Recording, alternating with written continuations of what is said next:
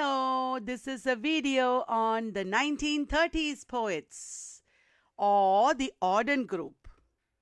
I'm sure you've heard of them before. W.H. Auden, Stephen Spender, Cecil Day Lewis, Louis McNeice, Christopher Isherwood. Let's talk about them now. Hey, I found this photograph. This is our Ted Hughes. And this is T.S. Eliot, Stephen Spender, W.H. Auden, and Louis McNeice.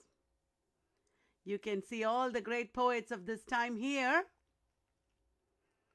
The 1930s and modernism. Well, the 1930s was a tumultuous period. When you hear the 1930s, the first thing that comes to your mind is the Great Depression.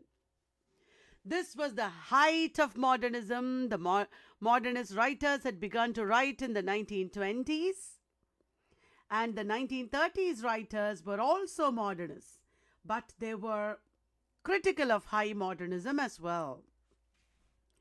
Modernism continued to evolve in the 1930s and reached what is called the late modernist phase at this time. Late modernism in the arts is actually a movement that came much later in the 1960s and 70s, I think. But this is not the same. This is like a critical response to high modernism. That is what I mean here. The Auden group negotiated with modernism in their works. That is what I mean. And many writers had an uneasy relationship with high modernism at this time. The high modernists were very elite. They were writing in an esoteric manner or a very difficult manner. The Auden group writers were not completely modernist in that sense. And the writers who had an uneasy relationship with modernism at this time included Somerset Maugham, J.B. Priestley, Evelyn Waugh, Graham Greene.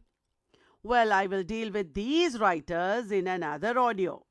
Today, we are going to talk about the 1930s poets. But these writers were contemporaries of the Auden group or the 30s poets. So, the poets of the 30s.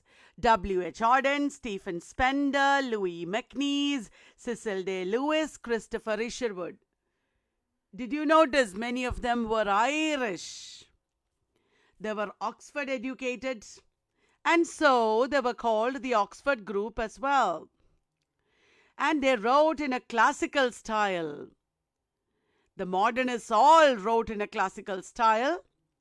And Auden wrote in his famous introduction to the annual literary magazine Oxford Poetry in 1927, all genuine poetry is, in a sense, the formation of private spheres out of public chaos. You know that is the nature of modernism. Modernist poetry is a reaction to public chaos. The Auden group writers used self-consciously modern industrial imagery. They did not write in a rustic manner.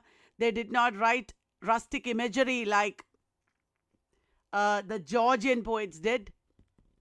Mostly they used industrial imagery, but some Auden group writers also had traditional styles. Because they largely used industrial imagery, they were called the pylon poets. Pylon is a part of electrical transmission. It is a gadget used in electrical transmission. And Stephen Spender had written a poem called The Pylons. Yeah, pylon is a massive structure used in power transmission. And Spender wrote a poem called The Pylons. So, the pylon poets, they were called, indicating that they used industrial imagery. The Auden poets were bisexual. They were poets who practiced homosexuality as well as heterosexuality. and they had left-wing attitudes. They were partly communist. They were not completely communist, they were partly communist.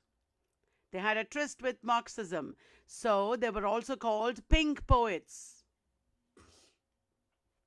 And the Auden group poets were not conservative like the modernists. They were not conservative. They upheld liberal political ideals. And as I told you, they were called pink poets for their fascination for Marxism. Hey, the Auden group poets actually went to Spain and took part in the Spanish Civil War. Many of them participated, some of them were inspired. The Spanish Civil War was fought from 1936 to 39. Fought between the Republicans, who were loyal to the established Spanish Republic.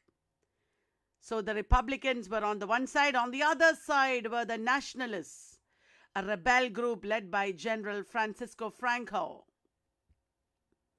Republicans versus Nationalists. This was the Spanish Civil War. And the Auden group took part in it on the side of the Republicans. Roy Campbell, in the book Talking Bronco, nicknamed the Auden group Max Ponday, McNeese, Pender, Auden, Day-Lewis, Max Ponday. Auden, Day-Lewis, Pender, McNeese, Max Ponday, all of them served as editors of Oxford Poetry, a prestigious anthology of poems published from Oxford. Hey, I mentioned Francisco Franco.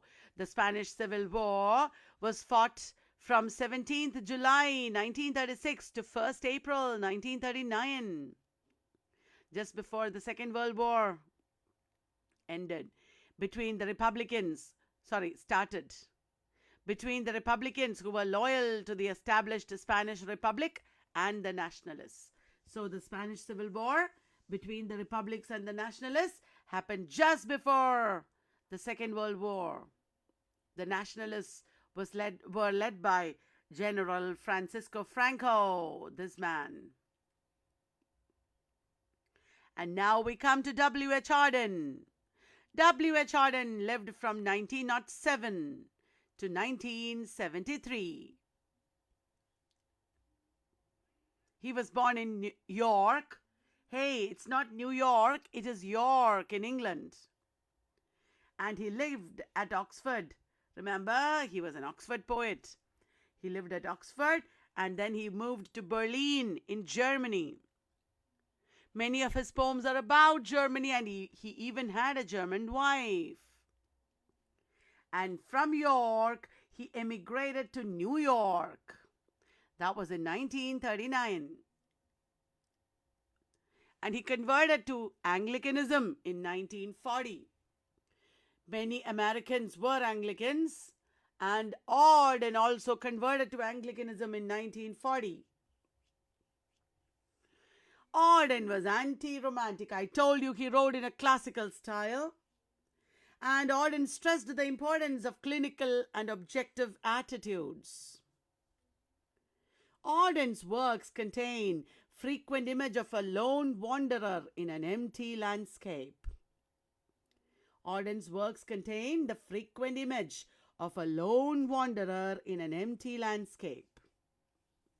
Auden wrote in various stanza forms, from ballads to haikus. He employed a variety of metrical forms and stanza forms. And he often wrote like a lone wanderer looking at an empty landscape and musing on it.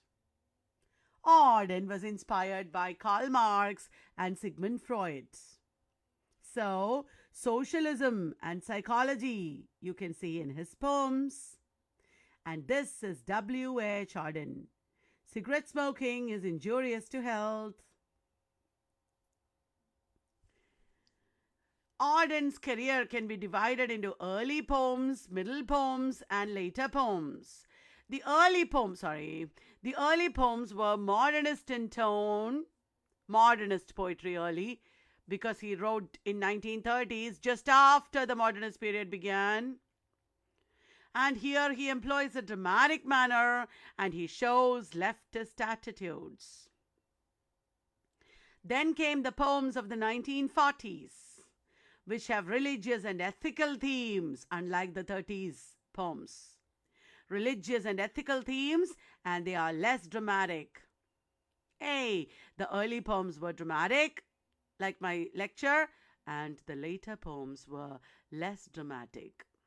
The middle poems of Auden were religious and ethical and less dramatic, whereas the early poems were dramatic and show leftist attitudes. The poems of the 1940s are more sober, less dramatic. And what about the later poems, the last poems? They were less rhetorical, more emotional. Early poems were dramatic, middle poems were less dramatic, and the later poems were emotional. Are you getting it? So the early works often show a recurrent theme. What was the recurrent theme? The psychological effects of the preceding generations on an individual life. How preceding generations are affecting you. Psychological effects.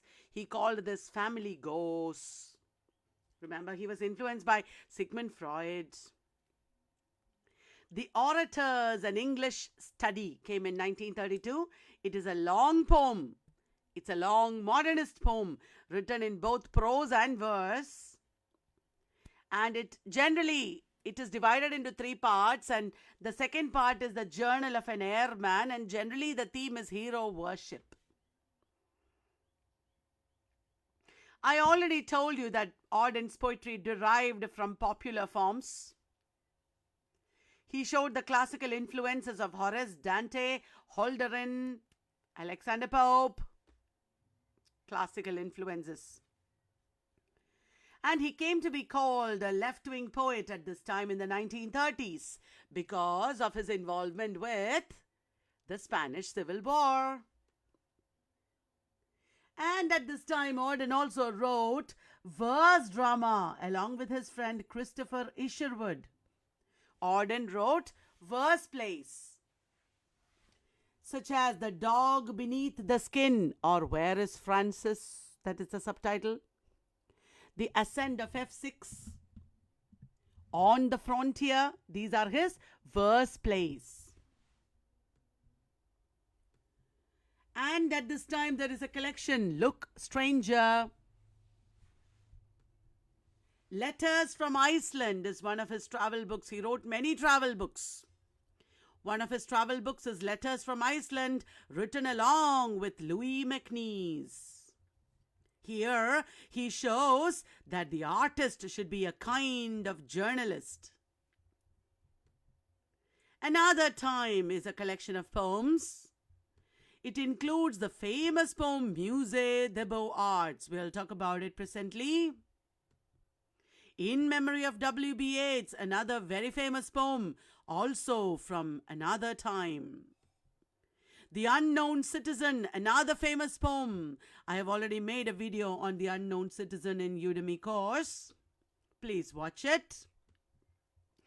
Another famous poem from Another Time is September 1, 1939. What is the significance of that date?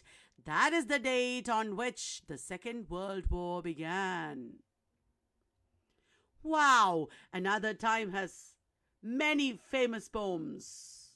Musée des Beaux-Arts, In Memory of W.B. Yeats, The Unknown Citizen, September 1, 1939. In memory of Sigmund Freud, also he has written. He has written elegies on W.B. Yeats, Sigmund Freud, and Henry James. Now let us take a look at Musée des Beaux-Arts. The poet is looking at paintings in the Museum of Fine Arts in Brussels.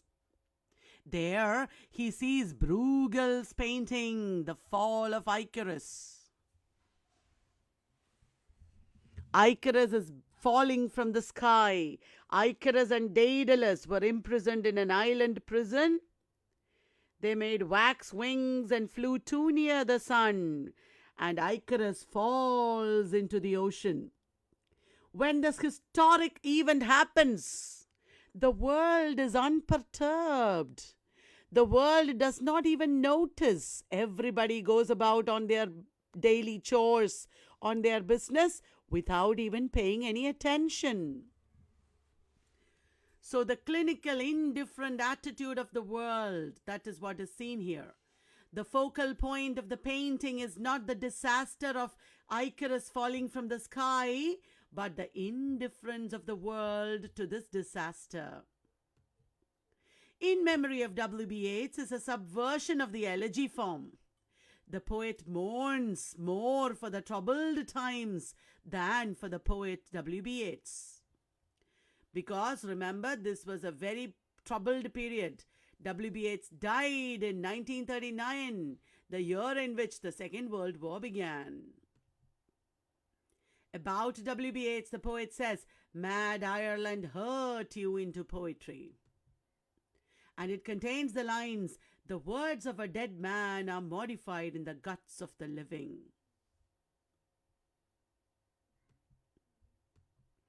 The Unknown Citizen is a satirical poem about an unidentified body marked by the number JS07M378. The citizens of Auden's time were reduced to numbers. Very soon will be reduced to our Aadhaar number or a password. Do we have an identity? Does the government or the corporations care who we are, what we want?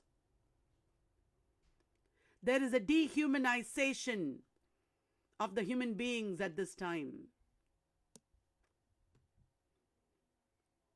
Auden satirizes the modern society where the individuals becomes unimportant.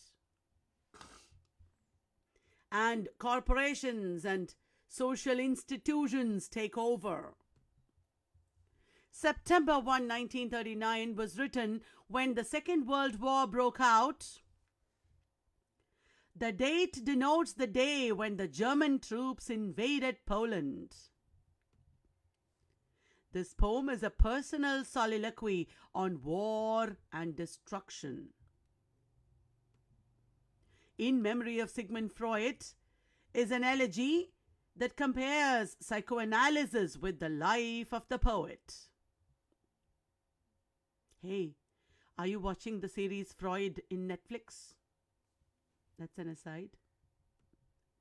The middle period of Auden's career from 1940. Auden wrote religious themes at this time, inspired by the Christian existentialist philosopher Soren Kierkegaard. Have you heard of him? Please read up on Soren Kierkegaard. He is a religious existentialist. At this time, Auden wrote 3 long poems in dramatic form. For the Time Being, a Christmas oratorio. The Sea and the Mirror, it is a commentary on Shakespeare's Tempest. The Sea and the Mirror. And the third is The Age of Anxiety, a Baroque eclogue. Hey, The Age of Anxiety won the Pulitzer Prize. That was in 1948, I think. And it was written in a modern version of Anglo-Saxon alliterative verse. I told you already W.H. Auden was an experimentalist. He tried out a variety of metrical forms and stanza forms. The Age of Anxiety is written in an eclogue form, and it talks about the industrial society and modern man's search for identity. Hey, now we come to Auden's later works. Later poems of Auden reveal a new note of mysticism in his approach to human problems. Hello! At first, in his early career, he wrote in a modernist style, in a dramatic style, in his middle style, or in his middle period. He wrote in a less dramatic manner about the society and its problems. And later poems of Auden turned to a mystical style. The Shield of Achilles is a collection of poems. It also contains the poem, The Shield of Achilles. This collection is a series of 6 Good Friday poems. And also it contains a sequence of 7 poems about man's relation to nature. He calls it bucolics. Bucolics or Georgics was a genre that emerged in Greek classical period, if you remember. The poem The Shield of Achilles is an ekphrasis. What do you mean by ekphrasis? The description of a work of art in another work of art. John Keats's Ode on a Grecian Urn is an example of ekphrasis. The Shield of Achilles is an ekphrastic description of the shield of Achilles that Homer describes in Iliad. Homage to Clio is a later poem. Hey, when you study poets, important poets and novelists and dramatists, study chronologically and you should know which are the poets or the writer's earlier works and which are his later works. Remember, The Shield of Achilles and Homage to Clio are later works of Auden. Now tell me, friends, who is Clio? Clio is the muse of history. Homage to Clio is a collection of short poems which contains a group of poems about history because Clio is the muse of history. Auden describes history as a set of unique events made by human choices. History as opposed to nature. Nature is a set of involuntary events created by natural processes, whereas history is a set of events made by human choices. That dichotomy is there in Homage to Clio. Hey, we have to talk about more poems of W.H. Auden. Oh, where are you going? Are you bored? Come back here. Listen to the video. That is not the meaning. Oh, where are you going is Auden's poem in the form of a conversation between a bold man personified as rider and a cautious man personified as reader. A bold man or rider is wanting to go, and a cautious man or reader is warning the rider against dangers. Oh, what is that sound that so thrills the ear? It is a poem in the form of a traditional ballad where 2 voices are heard. In this traditional ballad, 2 voices are heard, one raising questions out of fear and the other answering reassuringly. The Fall of Rome is another poem. It draws a comparison between the fall of Roman Empire and the decline of modern civilization. Prologue at 60 is one of his later poems as well. It was written after he spent 3 decades in America. And he feels bored with America. He's disillusioned with America. He is now in retreat from the country. He wants to leave the country. And he's around 60 years old. After writing this poem, he left New York permanently for Oxford and Austria and died shortly afterward. The famous lines from Prologue to 60. Who am I now? An American? No, a New Yorker. This poem illustrates one of his pet themes. What is that? The relationship between identity and place.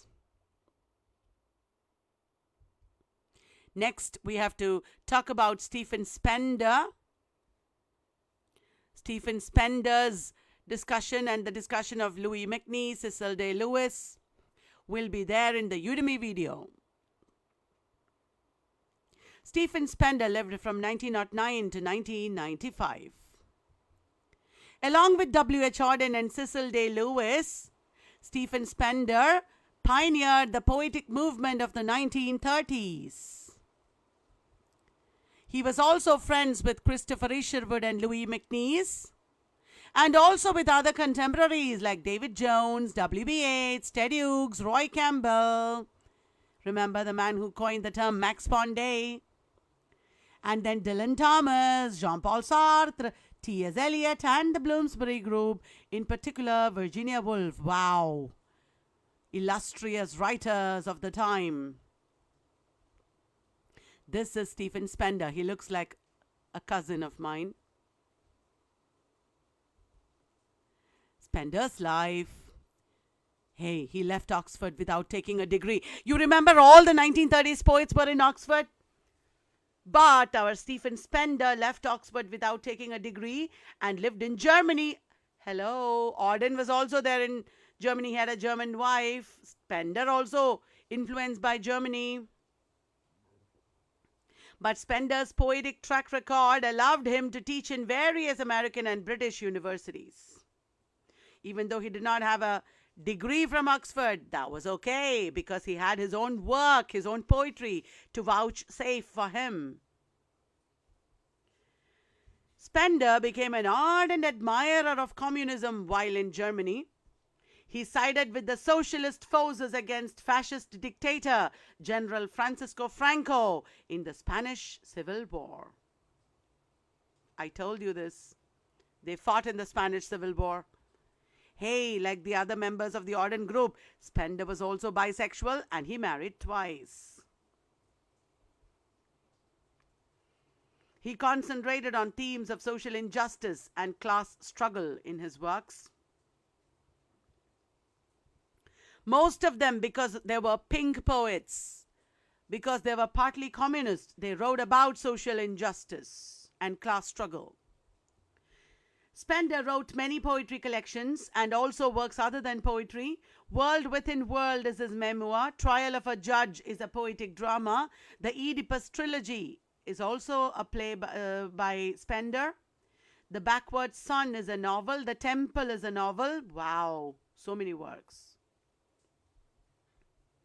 The Pylons, you already know, is a poem by Stephen Spender. The Pylons expresses the tension between the poet's love for the village and his admirations for the inventions of modern science. The inventions of modern science is symbolized by the Pylons. This poem is regarded as typical of the Auden generation in its imagery and socio-political concerns. Industrial imagery, socio-political concerns. These are common features of Auden group. Hello, are you paying attention? And the poem The Pylons gave the 30s poets the name Pylon Poets. Trial of a Judge is subtitled A Tragedy in 5 Acts, but it is more poetry than drama. It's a long didactic poem written like a play, portraying the persecution of intellectuals at the hands of the fascist government. An Elementary School Classroom in a Slum is a poem from 1964. This poem is prescribed in university syllabi. Have you studied this poem in college? This poem depicts Stephen Spender's political views and portrays the difficulties faced by children in slums. What you see in the poem is a school classroom in a slum. It was written during the time of the civil rights movement in the United States, and Spender was acutely aware of the troubles faced by the slum dwellers. It is a commentary on race issues in American education and as a socialist proclamation against capitalism and social injustice. The students in the slum classroom are seeing pictures of the outside world on the walls of the classroom, but they have absolutely no access to the wonders of the world. Stephen Spender asserts that we should help these children. In an elementary classroom in a school in a slum, The students are all malnourished and poverty-stricken. There is a tall girl with her head weighed down due to weakness and misery. An undernourished boy watches with bulging, rat-like eyes. There is also a small boy who has inherited a disease of twisted bones from his father. At the back of the class is a sweet, unnoticed boy dreaming innocently of a squirrel's game in a tree room, probably hopeful of a bright future. The walls of the classroom are sour cream in color, with posters of donations of charity funds, Shakespeare, domed buildings in civilized cities, flowery Tyrolese valley, the world map, etc. The children have no access to any of these things, and they are dreaming unfulfilled dreams. Shakespeare's writings and the map introduce the children to such wonderful aspects as ships, the sun, and love, things that are far removed from their lives. So they are condemned for creating an image in the minds of the children. These pictures on the walls create an image in the minds of the children that the lifestyles of the rich are good. The children begin to think that the lifestyles of the rich are good. They want to be rich. And in order to be rich, what will they do? They might be tempted to steal or do some antisocial things, because we create in them the dream, but we do not give them the means of fulfilling their dreams. What will happen to them? If the children do not receive any kind of financial help, the windows or the map that are the only prospect for the children to dream again will close in on them, digging their tombs. Auden uses the word catacombs within the confines of the slum. They will remain in the slum itself. The slum will become their tomb. So unless a governor, inspector, or visitor feels pity on these students and encourages them, these children will be doomed. Please read this magnificent poem. History only remembers the well-educated and those who stand out from their surroundings for a cause. These children are capable of being memorable in history if given the opportunity. Give these children the opportunity to prove themselves, to make their mark on history. Otherwise, their tombs will be dug in the slum itself. Next, we have to talk about another 30s poet, Louis MacNeice, 1907 to 1963. Hello, another poet was also born in 1907 and he died in 1973. Do you know who he is? Find out. Louis MacNeice was Irish and attended Oxford and majored in the classics and philosophy. He was not like Stephen Spender, he majored. He took great pride in his Irish heritage. He wrote about his Irish heritage a lot. MacNeice wrote in a relaxed, socially sensitive style against totalitarianism. But he was not overtly political. He taught Greek at the University of London. Hey, remember, he majored in the classics and taught Greek. He also worked for the BBC and reported on Indian independence and partition. Wow. This is Louis MacNeice. He looks like an uncle of mine. Letters from Iceland was written by MacNeice along with W.H. Auden. I told you this before. Letters from Iceland, published in 1937, written by Louis MacNeice and W.H. Auden. It contains both poetry and prose. Autumn Journal came in 1939. Prayer Before Birth, 1944. Hey, it will be good if you look up these poems and read them, at least a little bit. Autumn Sequel, 1954. The Burning Perch, 1963. I told you these works are in a relaxed style against social injustice and oppression and totalitarianism. Some of his poems are prescribed in universities. Bagpipe Music is apparently a nonsense poem, but it is a satire on the theme of social change. It was written during his visit to the Scottish Highlands, when Scottish culture was changing under commercialism.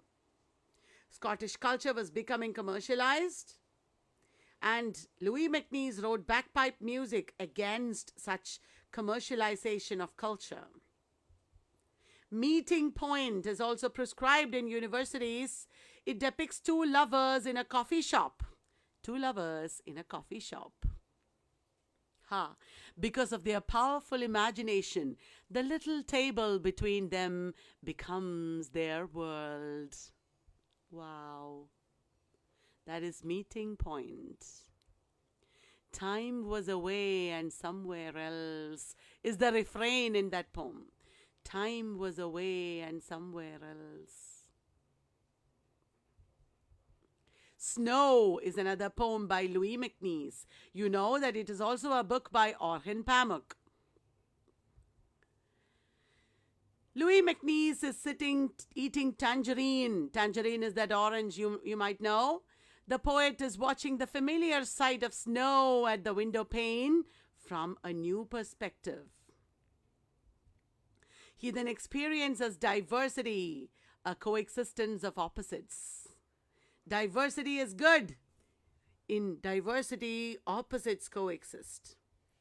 Birmingham is a poem by Louis MacNeice. The poet lived in Birmingham for a while and worked at Birmingham University, where cultural studies was formed. Cultural studies was formed at the University of Birmingham. As in other poems like Sunday Morning, the poet observes the city in a detached but sympathetic manner. You are wondering, Sunday Morning? Isn't it by Wallace Stevens? Did Louis MacNeice write Sunday Morning? Look it up in the internet. Google search. Do your own research. That is why Google has been formed, so that you can do your own research. Use Google. Do your own research. It's important. Train to Dublin describes a train journey. It is a powerful image in MacNeice's poems, Train Journey. Valediction is another poem where he uses train journey. Other works of Louis MacNeice include plays like The Agamemnon of Aeschylus, it's a translation, Christopher Columbus, Goethe's Faust, it's a translation, Mad Islands, One for the Grave, a modern morality play. MacNeice has also written fiction, criticism, etc. The Strings Are False is his autobiography. Now we have to talk about Cecil Day Lewis, 1904. Actually, he was older. He was an Anglo-Irish poet and the poet laureate of the United Kingdom.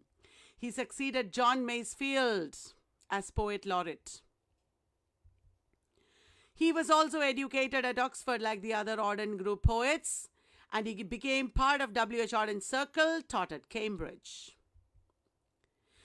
Cecil Day Lewis has written many collections of poetry, essay collections, translations of Virgil, Valery. Remember the symbolist writer from France? And he has also written novels.